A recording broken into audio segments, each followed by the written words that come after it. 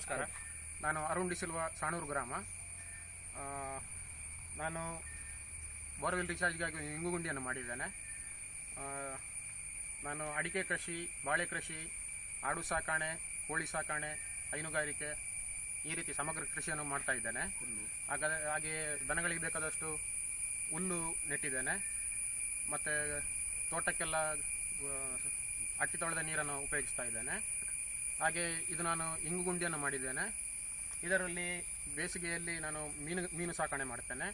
ಇಲ್ಲಿಂದ ನೀರು, ಮಳೆಗಾಲದ ನೀರು ಇಲ್ಲಿಂದ ನನ್ನ ಬೋರ್ವೆಲ್ಗೆ ರೀಚಾರ್ಜ್ ಆಗುತ್ತೆ.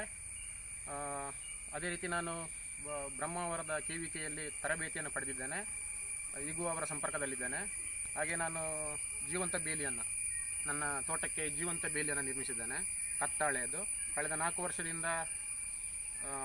ವರ್ಷದ ಬೇಲಿ ಇದು. ಮ್ಯೂಟ್ ಮಾಡ್ಕೊಂಡು ಆಯಿತು. ಇದರಲ್ಲಿ ನಾನು ಮುಗುಡು ಮೀನನ್ನು ಸಾಕಿದ್ದೇನೆ, ಲೋಕಲ್. ಬೇಕಾದಾಗ ನಾವೇ ಅದನ್ನು ಯೂಸ್ ಮಾಡ್ತಾ ಇದ್ದೇವೆ.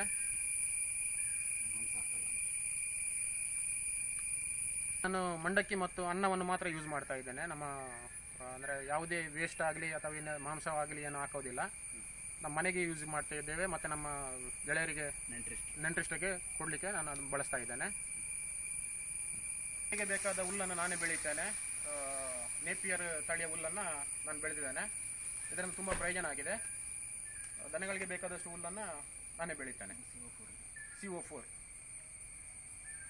ಅರುಣ್ ಡಿ ಸಿಲ್ವಾ ಅವರು ಸಾಣೂರು ಗ್ರಾಮದವರು. ನಮಗೆ ತುಂಬ ಹಳೆಯ ಒಂದು ಪರಿಚಯ ನಮ್ಮ ಕೃಷಿ ವಿಜ್ಞಾನ ಕೇಂದ್ರಕ್ಕೆ, ಮತ್ತು ಅನೇಕ ತರಬೇತಿಗಳು ಕೂಡ ನಮ್ಮ ಒಂದು ಕೃಷಿ ಕೇಂದ್ರಕ್ಕೆ ಬಂದಿದ್ದಾರೆ. ಮತ್ತು ಹಲವಾರು ಈ ಸರ್ತಿ ಕಾರ್ಕಳಕ್ಕೆ ಬಂದಾಗ ಅವರ ಒಂದು ತೋಟ ಇರ್ಬೋದು, ಅವರ ಅಣ್ಣನ ತೋಟ ಇರ್ಬೋದು, ಇವನ್ನೆಲ್ಲ ನಾವು ವಿಸಿಟ್ ಮಾಡಿಕೊಂಡು ಅವರಿಗೆ ಬೇಕಾದ ಸಲಹೆ ಸೂಚನೆಗಳನ್ನು ಈ ಹಿಂದೆ ಕೊಟ್ಟಿರ್ತೇವೆ. ಮತ್ತು ಇವರಿಗೆ ಸಮಗ್ರ ಕೃಷಿ ಬಗ್ಗೆ ತುಂಬ ಆಸಕ್ತಿ ಮೊದಲಿಂದಲೂ ಇದೆ. ಆ ಪ್ರಕಾರವಾಗಿ ಹೈನುಗಾರಿಕೆ, ಕೋಳಿ ಸಾಕಾಣಿಕೆ ಮಾಡಿದ್ದಾರೆ. ಅದಕ್ಕೆ ಮೂಲವಾಗಿ ಏನು ಬೇಕೋ ಅದನ್ನು ಕೂಡ ರೆಡಿ ಮಾಡ್ಕೊಂಡಿದ್ದಾರೆ. ಉದಾಹರಣೆಗೆ ಹೈನುಗಾರಿಕೆ ಮಾಡಬೇಕಾದ್ರೆ ಹುಲ್ಲು ಬೇಕು, ಹಸುರುಲ್ಲನ್ನು CO4 ಹುಲ್ಲೇ ಮಾಡಿದ್ದಾರೆ, ತುಂಬ ಚೆನ್ನಾಗಿದೆ. ಅದ್ರ ಜೊತೆಗೆ ಸೂಪರ್ ನೇಪಿಯರ್ ಕೂಡ ತಂದು ಬೆಳೆಸ್ಕೊಂಡಿದ್ದಾರೆ, ಅದು ಕೂಡ ತುಂಬ ಚೆನ್ನಾಗಿದೆ. ಈಗ ಎಲ್ಲಿವರೆಗಿದ್ದಾರೆ ಅಂದರೆ ನಮಗೂ ಕೂಡ ಬೀಜ ಕೊಡುವಷ್ಟು ಮುಂದುವರಿದ್ದಾರೆ. ನಮ್ಮ ಸಂಶೋಧನಾ ಕೇಂದ್ರಕ್ಕೂ ಸಮೇತ ಹೊಸ ತಳಿಯ ಒಂದು ಬೀಜ ಕೊಡುವಂಥ ಅಷ್ಟು ಮುಂದುವರೆದಿದ್ದಾರೆ. ನಾವು ಈ ಸ್ವಲ್ಪ ಸಣ್ಣ ಮಾಹಿತಿ ಹೇಳಿದೆವು, ಬೋರ್ವೆಲ್ ರೀಚಾರ್ಜ್ ಮಾಡೋದ್ರ ಬಗ್ಗೆ ನಾವು ಹೇಳಿದ್ದೆವು. ಬಟ್ ಅದನ್ನು ಇಷ್ಟು ಚೆನ್ನಾಗಿ ಮಾಡ್ತಾರಂತ ಖಂಡಿತ ನಾವು ಅಂದ್ಕೊಂಡಿರಲಿಲ್ಲ. ಈಗ ನೋಡಿದ್ರೆ 9 ಅಡಿ ಆಳ ಇದೆ. ಈ ಒಂದು ಕೊಳ ಏನಿದೆ 9 ಅಡಿ ಆಳ ಇದೆ. ಇದರಲ್ಲಿ ಸುಮ್ಮನೆ ವೇಸ್ಟ್ ಆಗಿಬಿಡಬಾರ್ದು. ಖಾಲಿ ನೀರು ರೀಚಾರ್ಜ್ ಮಾತ್ರ ಅಲ್ಲ, ಅದನ್ನು ಮೀನು ಕೂಡ ಸಾಕ್ಬೋದು ಅಂತಕ್ಕಂಥ ಒಂದು ಐಡಿಯಾ ಬಂದು ಅವರು ಖಂಡಿತ ಅದನ್ನು ಮುಗುಡು ಮೀನು ಅಂತಕ್ಕಂಥ ಒಂದು ಇದನ್ನು ಮಾಡಿದ್ದಾರೆ. ಖಂಡಿತ ನಾವು ಅಂದ್ಕೊಂಡಿದ್ವಿ ಇದಕ್ಕೆ ಫೀಡ್ ಆಗಿ ಇವರು ಮೋಸ್ಟ್ಲಿ ಮೀನು ಮತ್ತೊಂದು ವೇಸ್ಟ್ ಹಾಕ್ತಾರೆ, ಕೋಳಿ ವೇಸ್ಟ್ ಹಾಕ್ತಾರೆ ಅಂತ ಅಂದ್ಕೊಂಡಿವಿ. ಬಟ್ ಖಂಡಿತ ಅವರು ವೆಜಿಟೇರಿಯನ್ನೇ ಹಾಕಿದ್ದಾರೆ. ಅಂದರೆ ಮುಂಡಕ್ಕಿ ಅಥವಾ ಅನ್ನ, ಅವರು ಏನು ಊಟದ ವೇಸ್ಟ್ ಸಿಗುತ್ತೋ ಅದನ್ನು ಮಾತ್ರ ಬಳಸ್ತಾ ಇದ್ದಾರೆ. ಯಾವುದೇ ನಾನ್ ವೆಜ್ಜನ್ನು ಒಂದು ಬಳಸ್ತಾ ಇಲ್ಲ. ಯಾಕೆ ಅಂತ ಕೇಳಿದ್ರೆ ಅವರು ಸ್ವತಃ ಅವರೇ ಬಳಸೋದ್ರಿಂದ ಮತ್ತು ನೆಂಟರಿಷ್ಟರಿಗೆ ಬಂಧು ಬಳಗಕ್ಕೆ ಕೊಡೋದ್ರಿಂದ ಅವರು ಯಾವುದೇ ಒಂದು ನಾನ್ ವೆಜ್ ಅಥವಾ ಕೋಳಿಯ ವೇಸ್ಟನ್ನು ಬಳಸ್ತಾ ಇಲ್ಲ. ತುಂಬ ಚೆನ್ನಾಗಿ ಮಾಡಿದ್ದಾರೆ. ನಮ್ಗೆ ಇನ್ನೊಂದು ಖುಷಿಯಾಗಿದೆ ಅಂದರೆ ಲೈಫ್ ಫೆನ್ಸ್ ಬಗ್ಗೆ ನಾವು ಎಷ್ಟೋ ಭಾಷಣ ಮಾಡ್ತೀವಿ, ಆದರೆ ಇದುವರೆಗೂ ಒಂದು ಉತ್ತಮ ಲೈಫ್ ಫೆನ್ಸ್ ಮಾಡಿರ್ತಕ್ಕಂಥವರಲ್ಲಿ ಹೇಳಿದ್ರೆ ಅರುಣ್ ಡಿ ಸಿಲ್ವಾ ಅವರು ಪ್ರಥಮರು ಅಂತ ಹೇಳ್ಬೋದು. ನಿಜವಾಗ್ಲೂ ಖಂಡಿತ ನಮಗೆ ತುಂಬ ಖುಷಿ ಆಯಿತು. ಈ ಕತ್ತಾಳೆ ಬೆಳೆಸಿದ್ದಾರೆ. ಈ ಮಾದರಿಯನ್ನು ಖಂಡಿತ ಇತರ ರೈತರು ಕೂಡ ಅಳವಡಿಸ್ಕೊಂಡು ಈ ರೀತಿ ಮಾಡಿಕೊಂಡ್ರೆ ಖಂಡಿತವಾಗ್ಲೂ ಭಾಳ ಖರ್ಚು ಕಡಿಮೆ ಆಗುತ್ತೆ ಮತ್ತು ಯಾವುದೇ ಕಾಡು ಪ್ರಾಣಿಗಳು ಒಳ ಬರದಾಗೆ ಖಂಡಿತ ಒಳ್ಳೆಯದಾಗುತ್ತೆ.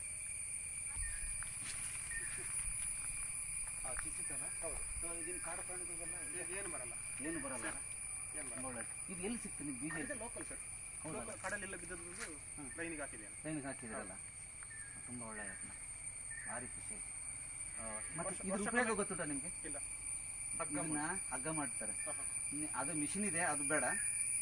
ಬಟ್ ನೀರನ್ನು ಕೊಳಿಸ್ಬೇಕು. ನೀರು ಕೊಳಿಸಿ ತುರ್ಕೆ ಸಿಕ್ಕಾಪಟ್ಟೆ ಭಯಂಕರ ತುರ್ಕೆ. ಅದು ಮೆಡಿಸಿನ್. ಅದು ನಿಮಗೆ ಯಾವುದೇ ಕೀಟಗಳು ಬರದಾಗೆ ಅದು ಖಂಡಿತ ಉತ್ತಮ ಮೆಡಿಸಿನ್ ಆಗುತ್ತೆ.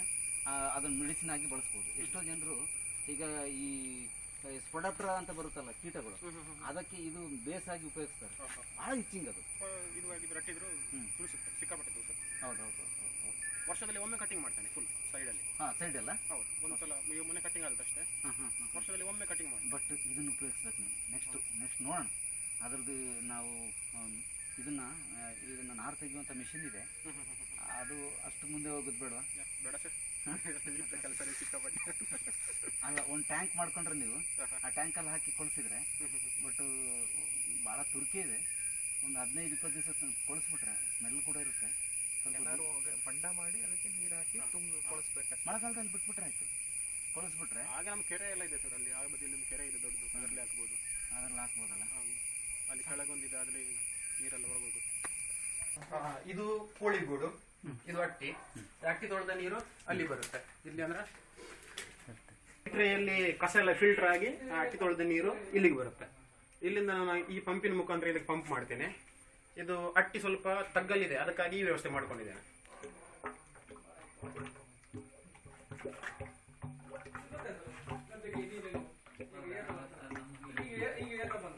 ಅದು ಸಗಣಿ ಗ್ಯಾಸ್ ಬರುತ್ತೆ.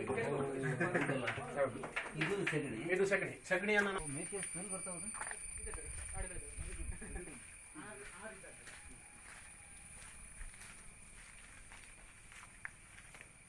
ನನಗೆ 3.5 ಎಕರೆ ಜಾಗ ಇದೆ.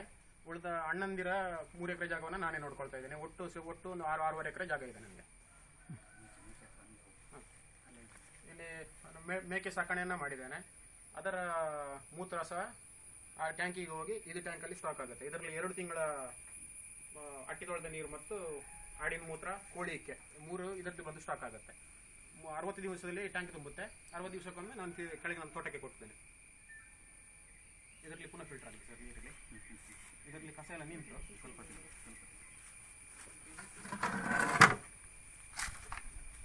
ಅಲ್ಲಿಂದ ಬಂದ ನೀರಲ್ಲಿ ಸಗಣಿ ಮಡ್ಡೆಲ್ಲ ಇಲ್ಲಿ ನಿಲ್ಲುತ್ತೆ. ಅದರಿಂದ ಅದಕ್ಕೆ ಫಿಲ್ಟರ್ ಆಗಿ ಅದು ಬರೀ ನೀರು ಮಾತ್ರ ಈ ದೊಡ್ಡ ಟ್ಯಾಂಕಲ್ಲಿ ತುಂಬುತ್ತೆ. ದೊಡ್ಡ ಟ್ಯಾಂಕ್ ಅಲ್ಲಿ ಇದಕ್ಕಿಂತ 2 ಫೀಟ್ ಡೀಪಲ್ಲಿ ಇದೆ ಈ ಗದ್ದೆಗಿಂತ. ಯಾವ ಗದ್ದೆಗಿಂತ? ಈಗ ಕೆಳಗಿನ ಗದ್ದೆ ಇದೆಯಲ್ಲ, ಅದಕ್ಕಿಂತ 2 ಫೀಟ್ ಡೀಪ್ ಇದೆ. ಅದು ಅಲ್ಲಿಂದ ಸೀದಾ ಅಲ್ಲಿಗೆ ಹೋಗುತ್ತೆ. ಅಲ್ಲಿ ಗೆಟಲ್ ಸೆಟ್ಟಿಂಗ್ ಮಾಡಿದ್ದಾರೆ, ಗ್ರಾವಿಟೇಷನ್ ಅಲ್ಲೇ ಹೋಗುತ್ತೆ. ಹೌದು, ಅದಕ್ಕೆಲ್ಲ ಇದು ಮಾಡಿದ್ದೀನಿ ಸರ್. ಸೊ ಯಾವುದೇ ಪಂಪ್ ಬಳಕೆ ಇಲ್ಲ? ಇದಕ್ಕೆ ನೋಡಿ, ಈ ಟೈಪಲ್ಲಿ ಮಾಡಿದ್ದೇನೆ ನಾನು. ಪೈಪ್ ಇದೆ, ಇದು ತೆಗೆದುಬಿಟ್ಟಿದೆ. ಹೌದು, ಇದರ ಕ್ಲಾಪೆಟಲ್ ಸ್ಪ್ರಿಂಗ್ ಎಲ್ಲ ತೆಗೆದು ಇದನ್ನು ಎಂಟಿ ಮಾಡಿದ್ದೇನೆ.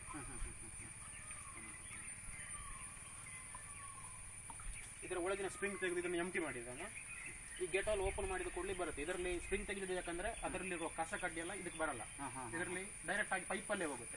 ಗ್ರೀನ್ ಪೈಪ್ ಯೂಸ್ ಹೋಸ್ ಪೈಪಲ್ಲಿ ಕೊಡ್ತೇನೆ. ಅದಕ್ಕೆ ಇದರ ಒಳಗಿನ ಇದು ತೆಗೆದಿದ್ದಾನೆ. ಇದು ಪಂಪ್ ಚಾಲು ಮಾಡಿ ಪಂಪ್ ಅಲ್ಲ, ಅದು ಎಂತ ಆಗುತ್ತೆ, ಕೆಳಗಿನ ತೋಟಕ್ಕೆ ಕೊಟ್ಟ ಪೈಪಲ್ಲಿ ಸೆಕೆಂಡ್ ನೀರು ಸ್ಟಾಕ್ ಇರುತ್ತೆ. ಪಂಪ್ ಸ್ಟಾರ್ಟ್ ಮಾಡಿದ ಕೂಡಲೇ ಆ ಪೈಪಲ್ಲೇ ಬರುತ್ತೆ ಮೇಲೆ. ಅಂದ್ರೆ ಅದರ ಪ್ರೆಷರ್ ಅಲ್ಲಿ ಇಲ್ಲಿಗೆ ಬರುತ್ತೆ. ಈ ತೋಟಕ್ಕೆ ಆ ರೀತಿಯಲ್ಲಿ ಕೊಡ್ತಾ ಇದ್ದೇನೆ ನಾನು.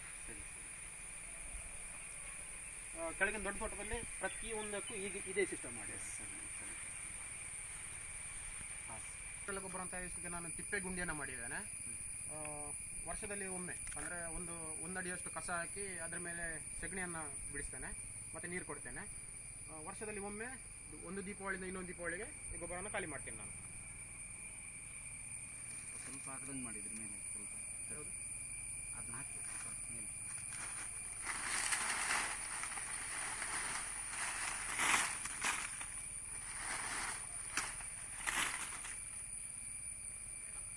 ಹೇಳಿ. ಇದರ ಜೊತೆಗೆ ನಾನು ನಾಟಿ ಕೋಳಿ ಸಾಕಣೆಯನ್ನ ಮಾಡ್ತಾ ಇದ್ದೇನೆ.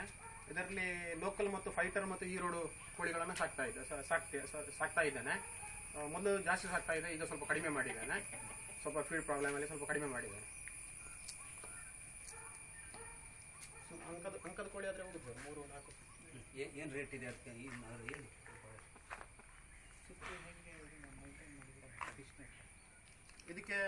ಇದಕ್ಕೆ ನಾನು 5 ಫೀಟಿನಷ್ಟು ಶೇಡ್ ನೆಟ್ ಅನ್ನು ಕಟ್ಟಿದ್ದೇನೆ. 90% ಇದು. ಇದ್ರ ಮೇಲೆ ಇದು ವೇಸ್ಟ್ ಫಿಶ್ ನಟ್, ಅಂದ್ರೆ ಮಲ್ಪೆಯಿಂದ ತರಿಸಿ ಅಲ್ಲಿ ವೇಸ್ಟ್ ಅಲ್ಲಿ ಸಿಗುವಂತ ಫಿಶ್ ನಟ್ ಅನ್ನು ತರಿಸಿದ್ದೇನೆ. ಒಟ್ಟು ನನಗೆ ಇದಕ್ಕೆ 6,000 ಖರ್ಚಾಗಿದೆ. ಈ ಲೋಕಲ್ ಕೋಳಿಗಳು ನಮ್ಮ ಲೋಕಲ್ ಮಾರ್ಕೆಟ್ ಅಲ್ಲೇ ಒಂದು ಹುಂಜ 3,500, 2,500ದಿಂದ 5,000 ತನಕ ಹೋಗುತ್ತೆ. ಒಳ್ಳೆ ಲಾಭ ಇದೆ ಇದರಲ್ಲಿ. ಎಷ್ಟು ಕೋಳಿ ಇದೆ ಈಗ? 16-18 ಇದೆ. ಅಂದ್ರೆ ಈಗ ಭತ್ತದ ರೇಟಲ್ಲಿ 20 ರೂಪಾಯಿ ಕೆಜಿ ಬೀಳುತ್ತೆ. ಮೊದಲು ಅಂದ್ರೆ 8 ರೂಪಾಯಲ್ಲಿ ನಮಗೆ ಗೋಧಿ ಸಿಕ್ತಿತ್ತು. ಅವರು ಕದ್ದು ಕೊಡ್ತಾ ಇತ್ತು, ಯಾರು ಕೊಂಡೋಗ್ತಾ ಇರಲಿಲ್ಲ.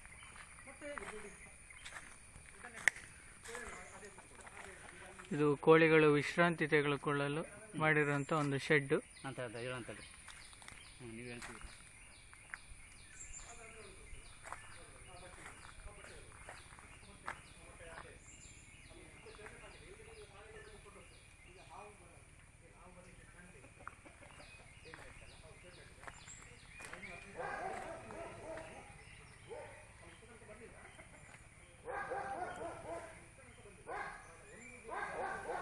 ಇದಿಷ್ಟು ಜಾಗದಲ್ಲಿ ಇವರು ಕೋಳಿಗಳು ಸುತ್ತಾಡ್ಲಿಕ್ಕಂತ ಮಾಡಿದ್ದಾರೆ.